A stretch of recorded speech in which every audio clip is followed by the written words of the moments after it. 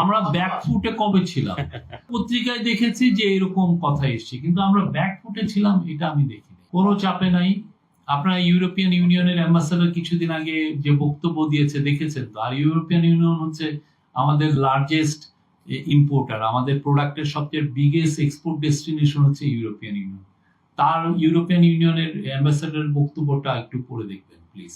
বাড়ছে সেটা হচ্ছে যে একটা পার্লামেন্ট থাকে, সেখানে বাজেটটা পেশ করার পরে একটা ডিবেট হয়, সেই জিনিসটা মিসিং। বাট বাজেট হওয়ার আগে যে কাজগুলো করা দরকার, আপনারা দেখেছেন যে বিভিন্ন বিজনেস গ্রুপগুলো, বিজনেস চেম্বারগুলোর সাথে তো কথা হয়েছে, অনেকের সাথে কনসালটেশন হয়েছে। সেই অনুযায়ী এই গভর্নমেন্ট তার কি কি রিসোর্স মোবিলাইজ করতে পারবে সেই অনুযায়ী বাজেটটা হচ্ছে। এবং কোথায় কোথায় ফোকাস আমরা ওনারা বলেছেন অলরেডি যে কোথায় কোথায় আমরা স্পেন্ডিং এ ফোকাস করবো আর কোথায় কোথায় স্পেন্ডিং কম হবে, সেই জিনিসটা গুলো পুরো বলা আছে। খালি একটা জিনিস মিসিং এগেন, সত্যিকার অর্থে জোড়াতালি দিয়ে কিছু করার চিন্তা ভাবনা হচ্ছে না। জোড়াতালি দিয়ে একটা ভেস্টেড গ্রুপের সাথে ইন্টারেস্টটা সার্ভ করে আপনি দিলেন, দিয়ে 3-4 দিন 2 মাস 3 মাস এটা একটা হাই চলে গেল, সবাই একটা বুঝলো যে না শেয়ার মার্কেটটা আবার ঘুরে দাঁড়িয়েছে।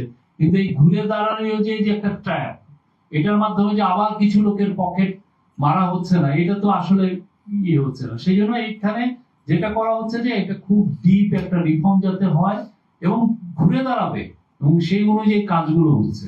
দেখা যাক, আপনারা আস্তে আস্তে এটার ইম্প্যাক্টটা দেখবেন। এবং ইকোনমিও যদি পুরো ঘুরে দাঁড়ায়, যেটা অলরেডি আমরা ওয়ার্ল্ড ব্যাংক আইএমএফ এর রিপোর্টে দেখছি যে আগামী অর্থ বছরে ইকোনমি ঘুরে দাঁড়াবে, এটার রিফ্লেকশন আপনারাও দেখবেন। সিল্কোর সিল্ক অ্যান্ড শাইন, যাতে আছে আর্গান অয়েল ও ওট প্রোটিনের গুডনেস, যা আপনার চুলকে রাখে হেলদি অ্যান্ড শাইনিং।